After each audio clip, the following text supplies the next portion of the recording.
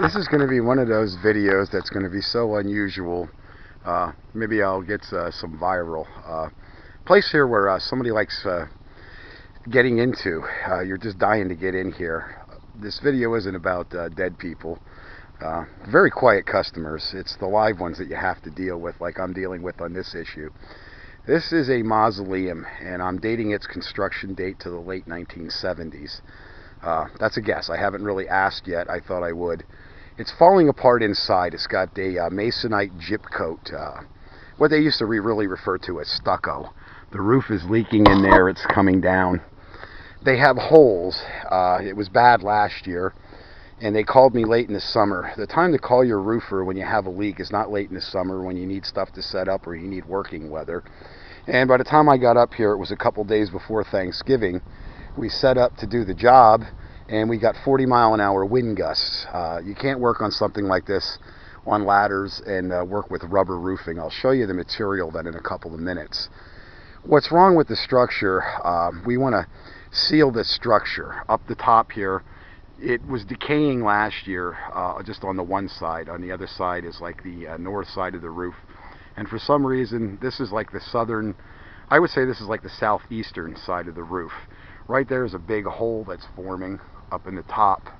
So to get a little more specific, because we're going to go fetch my customer then, and we're going to make another video and see what they have to say. This is what we're dealing with. There's places on the roof where you can actually tap and find out where the holes are forming. You can actually see some of it where it's delaminating.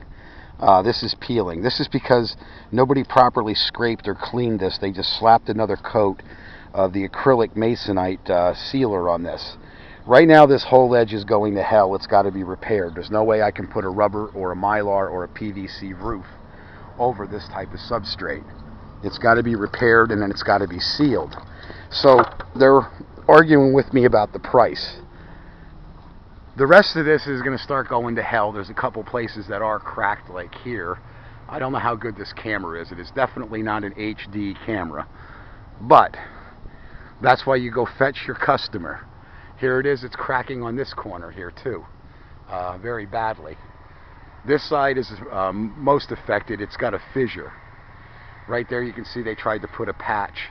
That's now becoming a fairly large hole like the other one.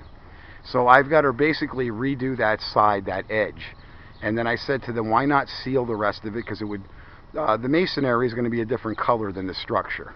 The masonry, that when this was put on, you can actually see the original colors coming through. It needs to be cleaned with TSP, washed down a little bit. And that's another problem here. They're having a problem with my price. The nearest place to get any type of water is all the way over there. And I don't know if I would be able to even get a hose over here for a pressure washer. We might have to go to plan B with buckets and TSP and brushes. But somehow in between, I've got to clean this little structure with my helpers, and we've got to get a roof on it, because that was my contract. And as you can see, there's another fissure, another large crack that wasn't paid attention to. That wasn't there last year, and now there's two up in that area up there. And I believe those were repaired. Those are also adjacent to that crack. So for the price, I originally quoted them to use this. This is actually a rubber roofing. It's an 045. Yeah, it's an 045. This isn't the heavier stuff.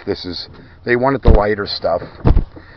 Now they did send me that was right. There was a screw up. I ordered the 045. They actually gave me the heavier stuff because they were out of it. They gave it to me for the same price. But this is white. It's going to go on with the rib rail. Right there, that was done by a gentleman that I talked to. His name is Frank Krankowski. That we're going to do here. We're going to set the camera down a minute.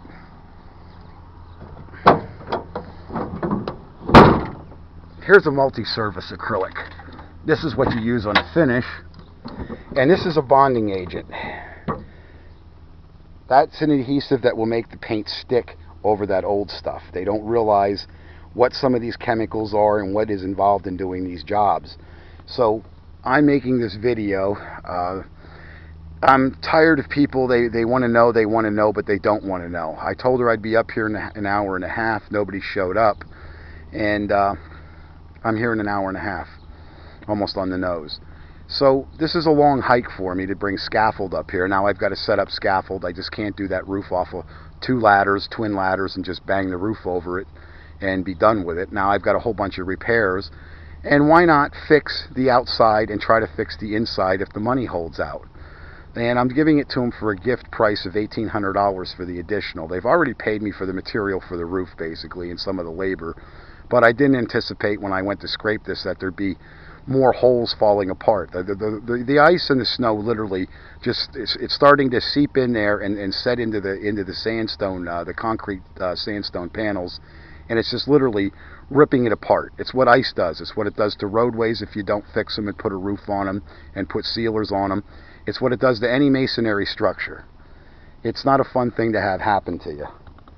So those are the chemicals. This is a bonding adhesive. It'll make the concrete or whatever else I want to put on there stick.